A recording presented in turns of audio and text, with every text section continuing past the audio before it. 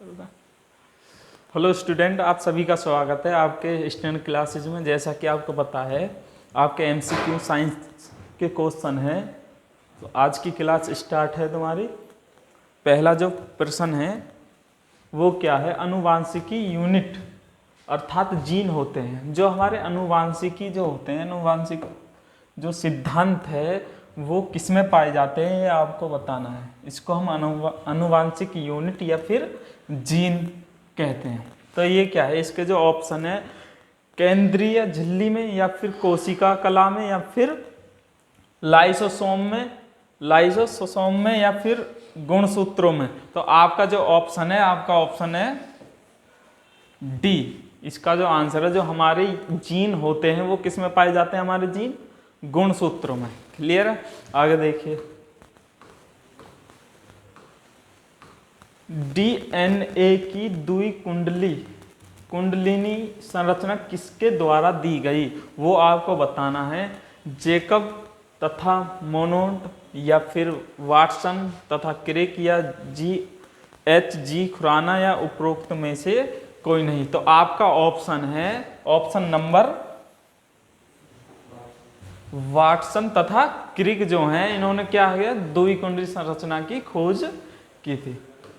किसमें? डीएनए में। क्लियर है? आगे देखिए, सबसे पहले डीएनए को अलग किसने किया, ये आपको बताना है। जो ये है, सबसे पहले डीएनए को जो अलग करने वाले वैज्ञानिक है वो कौन है, ये आपको बताना है। ऑप्शन है फ्रेडरिक हॉफमिस्टर या फिर अल्बर्ट कोसेल या फिर फोबस लेवेने या फिर वॉटसन और क्रिक। तो आपका जो ऑप्शन है ऑप्शन नंबर ए। एनडीए को जो अलग किया था वो किसने किया था? हॉफमिस्टर, यानी फ्रेडरिक हॉफमिस्टर ने इसको डीएनए को अलग किया था। डीएनए के दो स्ट्रैंड बंधे होते हैं, वो आपको बताना है। डीएनए के दो स्ट्रैंड बंधे होते हैं, वो किसके द्वारा होते हैं? तो ऑप्शन नंबर हाइड्रोजन बॉन्ड्स द्वारा या फिर सहसंयोजक बॉन्ड्स द्वारा या स्थिर वैद्युत बल द्वारा, फिर वांडर वाल्स बल द्वारा। तो आपका जो ऑप्शन है ऑप्शन नंबर ए।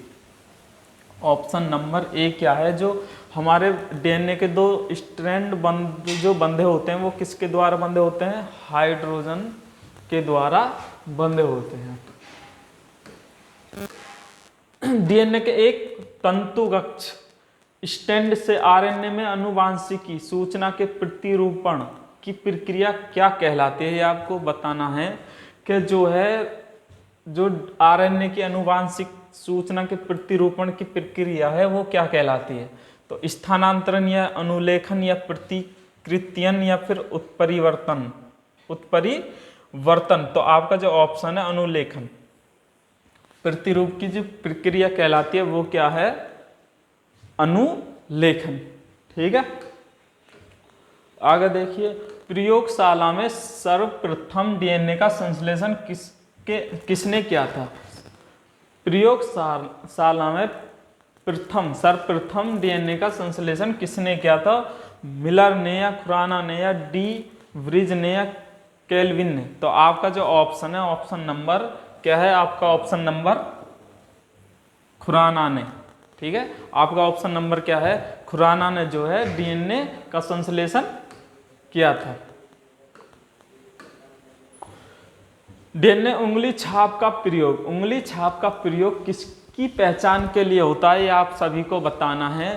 कि माता पिता या बलात्कारी या चोर, उपरोक्त सभी। तो डीएनए की जो उंगली छाप जो है वो किसके प्रयोग में की जाती है? तो इसका जो ऑप्शन है उपरोक्त सभी, क्योंकि माता पिता की भी पहचान हो जाती है, जो चोरी करता है बलात्कार करता है डीएनए की जांच होती है उसकी भी, और जो चोरी करता है उसकी भी किसकी जांच होती है?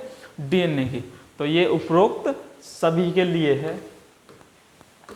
डीएनए का संबंध जिस अति मूल प्रोटीन से है उसे क्या कहते हैं?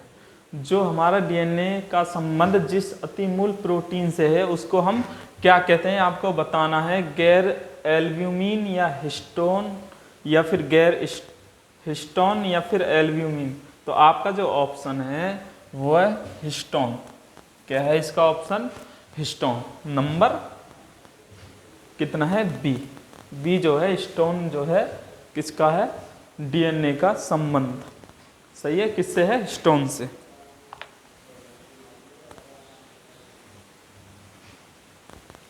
आगे देखिए, विषाणु में होता है, विषाणु में होता है, विषाणु में क्या होता है? केवल डीएनए या केवल आरएनए या फिर डीएनए या फिर आरएनए या डीएनए दोनों? तो आपका जो ऑप्शन है विषाणु में जो होते हैं वो दोनों होते हैं, आरएनए और डीएनए दोनों पाए जाते हैं। ठीक है, विषाणुओं में। पौधों को संक्रमित करने वाले अधिकांश, पौधों को संक्रमित करने वाले अधिकांश विषाणुओं में क्या होता है? जो पौधे जो होते हैं संक्रमित करने वाले अधिकांश विषाणुओं में क्या होता है ये आपको बताना है कि एकल तंतुगक्ष वाला डीएनए या फिर एकल तंतुगक्ष वाला आरएनए या दोहरे तंतुगक्ष वाला डीएनए और आरएनए या फिर केवल दोहरे तंतुगक्ष वाला आरएनए। तो इसमें है केवल जो संक्रमित करने वाले अधिकांश जो हैं विषाणुओं में वो किस में पाए जाते हैं? हमारे केवल दोहरे तंतुगक्ष वाले आरएनए में। क्लियर है? आगे देखिए, दूध के दही के रूप में जमने का कारण है, दही के दूध के रूप में जमने का कारण क्या है? माइकोबैक्टीरिया, फिर स्टेफाइलोकोकस या फिर लैक्टोबैसिल या फिर ईस्ट। तो आपका जो ऑप्शन है, जो दूध जो दही के रूप में जो जम जाता है वो किसके कारण जमता है? Option number C, lactobacillus. सही है, बेसिल्स। निम्नलिखित में से कौन सा नाइट्रोजन फिक्सिंग बैक्टीरिया है? साल्मोनेला या फिर राइजोबियम या फिर स्टोडोमोनस या फिर इकोली? तो आपका जो ऑप्शन है, ऑप्शन नंबर क्या है? जो निम्नलिखित में से कौन सा नाइट्रोजन फिक्सिंग जो बैक्टीरिया है वो किस में पाया जाता है? राइजोबियम। राइजोबियम जो है नाइट्रोजन फिक्सिंग बैक्टीरिया नाम में पाया जाता है। ठीक है, आगे देखिए, सिम्बियोटिक कीटाणु जो कि वातावरणीय नाइट्रोजन स्थिरीकरण के लिए उत्तरदायी हैं, किसमें पाए जाता है? जो हमारे सिम्बियोटिक जो कीटाणु हैं जो वातावरणीय नाइट्रोजन के स्थिरीकरण के लिए उत्तरदायी है, किसमें पाया जाता है ये आपको बताना है। मटर में या फिर गेहूं में या जई में या फिर मक्का में? तो आपका जो ऑप्शन है, ऑप्शन नंबर वो क्या है? ए। ये जो है जो सिम्बियोटिक जो है कीटाणु वो जो पाया जाता है वो किस में पाया जाता है? मटर में। ठीक है, आपको समझ में आ गया होगा कि इस इंपॉर्टेंट प्रश्न है, किस में पाया जाता है? मटर में। फलीदार पादपों की जड़ों में उपस्थित गांठों में पाए जाने वाले नत्रजन स्थिरीकरण जीवाणु हैं। तो ये आपको बताना है, जो फलीदार पादपों की जड़ों में उपस्थित गांठों में पाए जाने वाले नत्रजन स्थिरीकरण जीवाणु हैं, उनको क्या कहते हैं? मित्रोजीवी या फिर प्रोटोघटनी या फिर सहजीवी या फिर इनमें से कोई नहीं? तो आपका जो ऑप्शन है इसको जो बोलते हैं हम सी। क्या बोलते हैं? इसका जो ऑप्शन है सी, सहजीवी। क्या है इसका ऑप्शन? सहजीवी। क्लियर है? आगे देखिए, आनुवांशिकी हरफेर द्वारा प्रकृति पृथकों से विकसित जीवाणुओं का कौन सा जीवाणु विभेद समुद्र में बिखरे तेल का निवारण करने के लिए उपयोग में लाया जाता है? तो आपका जो ये ऑप्शन दे रखे हैं, जो आनुवांशिक हरफेर द्वारा प्रकृति पृथकों से विकसित जीवाणुओं का कौन सा जीवाणु विभेद समुद्र में बिखरे तेल का निवारण करने के लिए उपयोग में लाया जाता है, ये आपको बताना है। ग्रोबैक्टेरियम या फिर क्लोस्ट्रीडियम या फिर नाइट्रोसोमोनस या फिर इस्यूडोमोनस। तो आपका जो ऑप्शन है क्या है, इस्यूडोमोनस, आप ऑप्शन नंबर डी। ठीक है।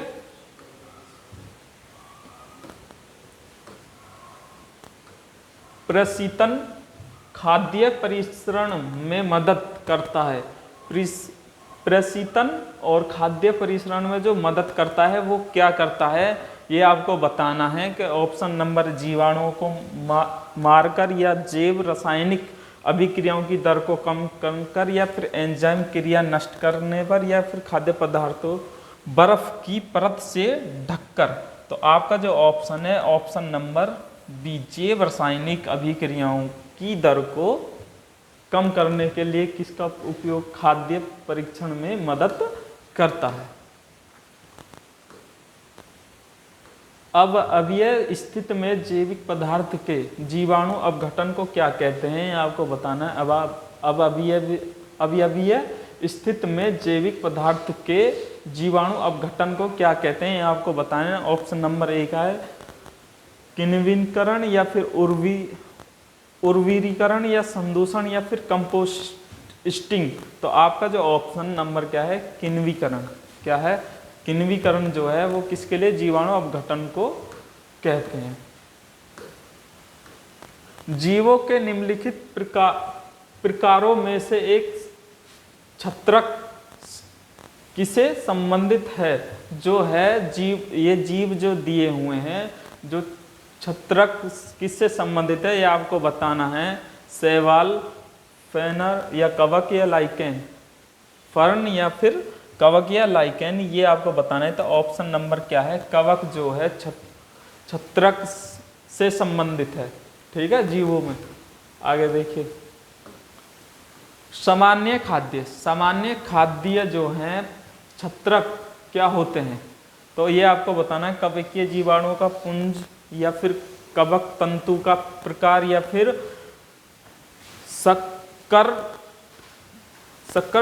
ठस भरे कवक जाल या फिर अलैंगिक जीवाणु पैदा करने के लिए प्रयुक्त संचरण या ठसा या ठसा ठस भी बोल सकते हैं या फिर ठस भी बोल सकते हैं। तो इसका जो ऑप्शन है कसकर, ठसाकर या भरे कवक जाल में।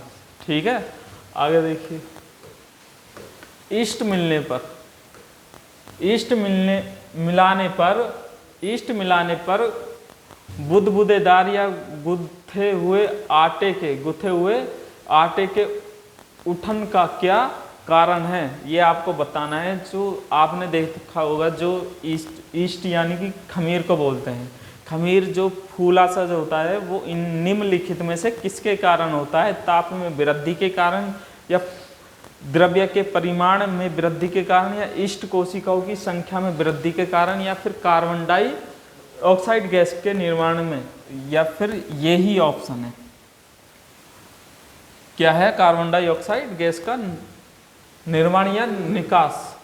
सही है, ये है ईस्ट, मतलब उसमें खमीर में यही गैस निकलती है।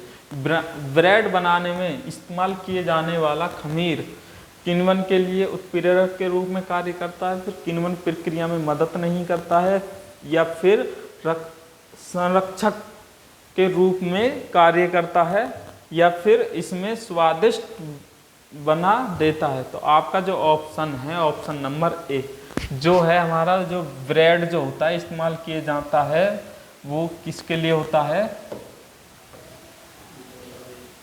किण्वन के लिए उत्प्रेरक के रूप में कार्य करता है। क्या, खमीर जो हमारा किसके लिए कार्य करता है, उत्प्रेरक के लिए।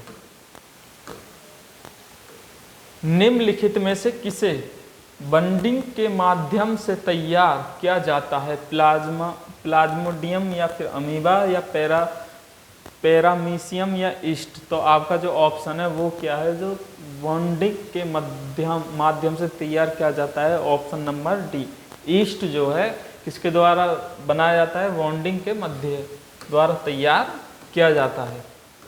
लार सिंधी है, जो लार सिंधी है वो क्या है, सिंधी है वो क्या है, भैंसों की प्रजाति या फिर घोड़ों की प्रजाति या फिर गाय की प्रजाति फिर मानव की प्रजाति। तो आपका जो ऑप्शन है ऑप्शन नंबर सी, जो गाय की जो प्रजाति है वो क्या बोलते हैं हम, लार सिंधी। जो किसकी प्रजाति है, गाय की प्रजाति।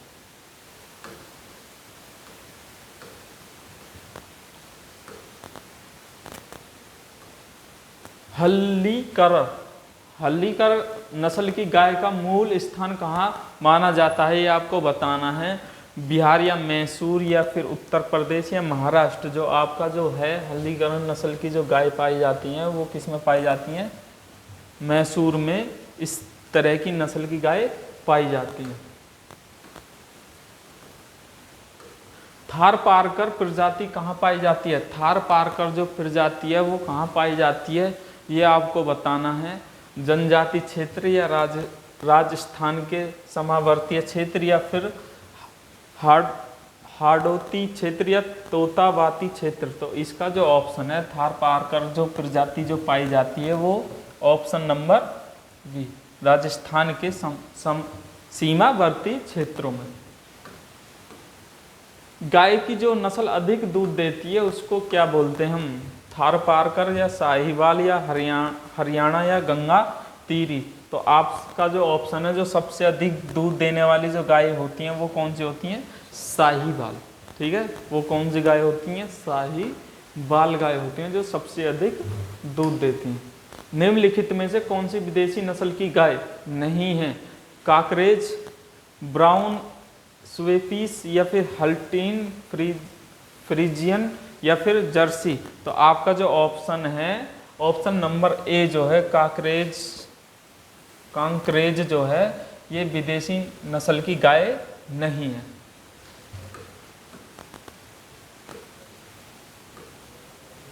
गर्नसी गाय का मूल स्थान कहाँ है, जो गर्नसी गाय है उसका मूल निवास या स्थान कौन सा है, इंग्लैंड या फ्रांस या हॉलैंड या न्यूजीलैंड, ये आपको बताना है। इसका जो ऑप्शन है वो है ऑप्शन नंबर बी, फ्रांस में। टी शर्ट में हो गई।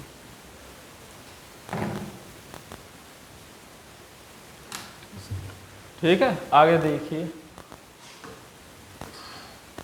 भारत में कौन सी गाय की संकर नस्ल पैदा की गई, भारत में कौन सी गाय की संकर नस्ल पैदा की गई।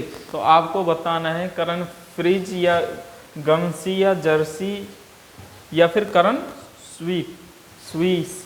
तो आपका जो ऑप्शन है ऑप्शन नंबर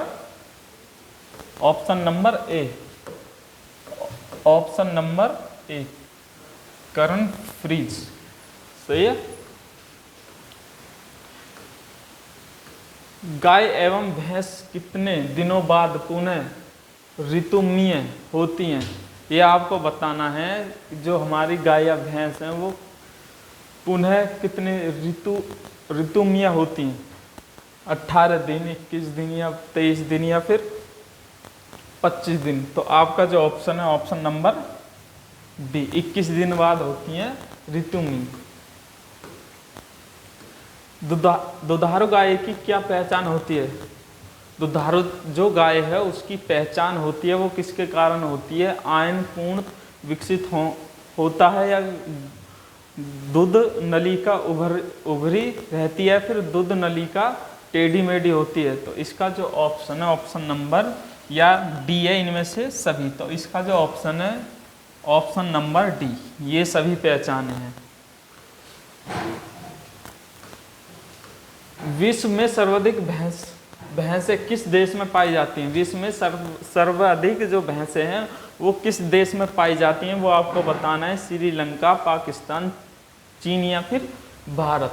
तो विश्व में सर्वाधिक भैंसें जो पाई जाती हैं वो सबसे अधिक किस में पाई जाती हैं, वो पाई जाती हैं भारत में।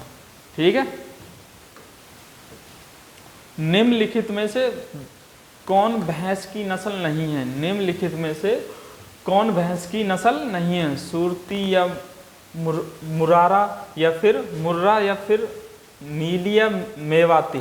तो आपका जो ऑप्शन है मेवाती को गाय बोलते हैं, ये किसकी नस्ल है, मेवाती, ये गाय की नस्ल है। इसकी नस्ल है, ये गाय की नस्ल है, ये भैंस की नस्ल नहीं है मेवा की।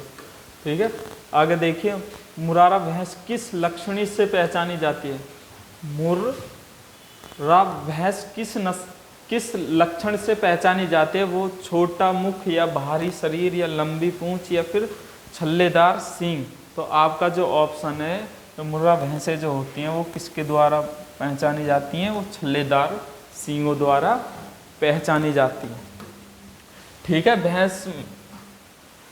भैंस के दूध में औसत वसा की मात्रा क्या होती है? भैंस के दूध में औसत वसा की मात्रा क्या होती है, ये आपको बताना है। नंबर 7.2% या 4.5% या 9% या फिर 10%। तो ये आपको बताना है जो वसा की जो मात्रा होती है वो कितनी होती है। ऑप्शन नंबर ए कितनी होती है? 7.2% मात्रा होती है। सबसे ज़्यादा वसा किस भैंस के दूध में पाई जाती है? सबसे ज़्यादा वसा किस भैंस के दूध में पाई जाती है, ये आपको बतानी है। तो मुर्रा या भादवारी या फिर मेहसाना या फिर नागपुरी। तो इसमें जो ऑप्शन है आपका बी, भादवारी जो है हमारी भैंस में सबसे अधिक क्या पाया जाता है? बांसा। भारत में दुग्ध में सर्वाधिक वसा प्रतिशत रखने वाली भैंस की नस्ल। भारत में दूध में सर्वाधिक वसा प्रतिशत जो होती है वो कौन सी नस्ल में होती है, वे आपको बताना है। मेहसाना, फिर भादावारी या फिर मुर्रा, फिर जाफराबादी। तो आपका जो ऑप्शन है अभी पीछे गया था, भादावारी। क्या है? भदावरी जो है सबसे ज़्यादा वसा वाली भैंस की नस्ल है। निम्नलिखित में से सबसे अधिक औसत दूध देने वाली भैंस की नस्ल।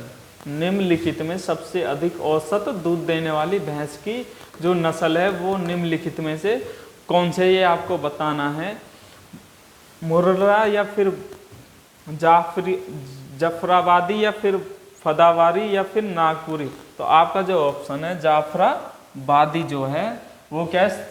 सबसे अधिक औसत दूध देने वाली क्या है? भैंस है। गरीबों की गाय के नाम से किसे जाना जाता है? गरीबों की गाय नाम से किसे जाना जाता है? ऑप्शन नंबर बकरी या भैंस या सुअर या भेड़। तो आपका जो ऑप्शन है, गरीबों की जो बकरी होती है वो क्या होती है? गरीबों की जो गाय होती है वो क्या होती है? बकरी। सही है, ऑप्शन नंबर ए। निम्नलिखित में से कौन सी बकरी अधिक दूध देने के लिए जानी जाती है? जुमनापरी या बरबरी या फिर मेहसाना या फिर कश्मीरी। तो आपका जो ऑप्शन है ऑप्शन नंबर बरबरी जो है वो सबसे अधिक दूध देने वाली क्या है? बकरी की नस्ल। ठीक है,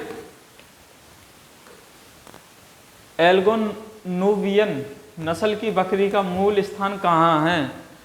ये आपको बताना है। एल्गोनुबियन जो नस्ल जो है बकरी का मूल स्थान कहाँ है, ये आपको बताना है। ब्रिटेन, फ्रांस, ऑस्ट्रेलिया फिर या भारत। आपका जो ऑप्शन है ऑप्शन नंबर ए, ब्रिटेन। क्लियर है? बकरी की किस नस्ल को जर्सी भी कहा जाता है? बकरी की किस नस्ल को जर्सी भी कहा जाता है, ये आपको बताना है। सानेन या फिर अंगोरा या फिर एग्लोनुबियन या फिर मराठी। तो आपका जो ऑप्शन है एग्लोनुबियन जो है बकरी की नस्ल को जर्सी भी जाना जाता है। सही है। विश्व की दूध की रानी किस नस्ल की बकरी को जाना जाता है? दूध की जो रानी है विश्व में किस नस्ल को जाना जाता है? अल्जेरियम या फिर सानेन या फिर मराठी या फिर अंगोरा। तो आपका जो ऑप्शन नंबर क्या है? आपका ऑप्शन नंबर बी क्या है? ऑप्शन नंबर बी, सानेन। जो सानेन जो है वो क्या है?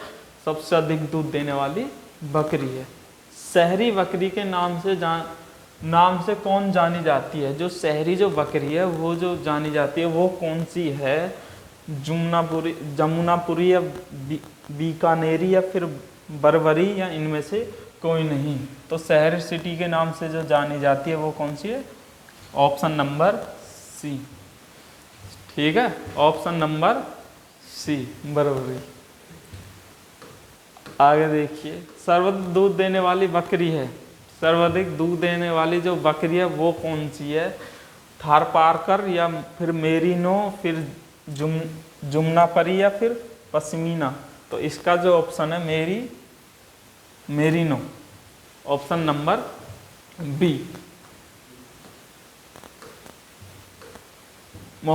मोहेर नामक ऊन अंगोरा नामक नस्ल से प्राप्त किया जाता है, यह किसकी नस्ल है? तो आपको बताना है बकरी या भेड़ या खरगोश या यक। तो आपकी जो ऑप्शन है वो क्या है? ऑप्शन नंबर ए बकरी। क्या है? अंगोरा जो नामक नस्ल में प्राप्त जो की जाती है मोहेर नामक ऊन जो है वो किससे की जाती है? बकरी।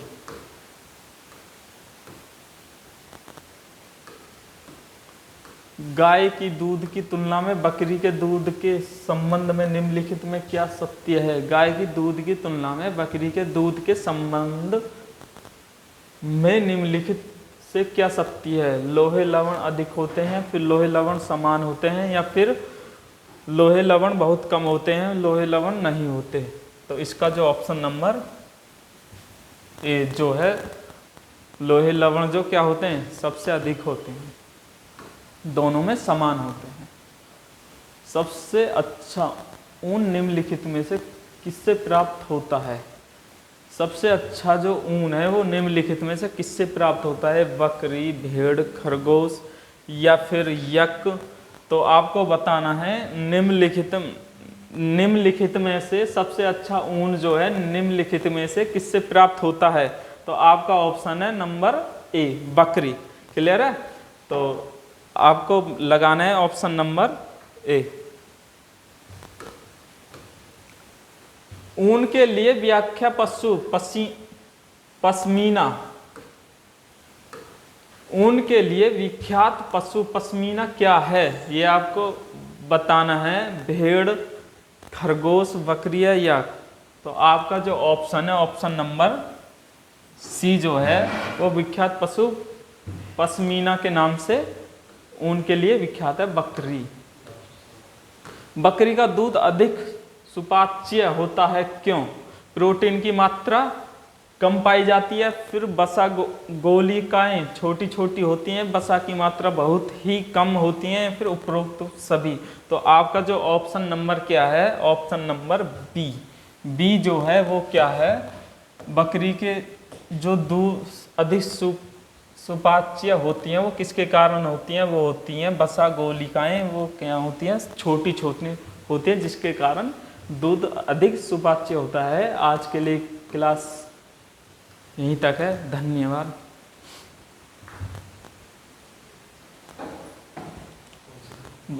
लाल सो जाओ, रुक जा मैं कर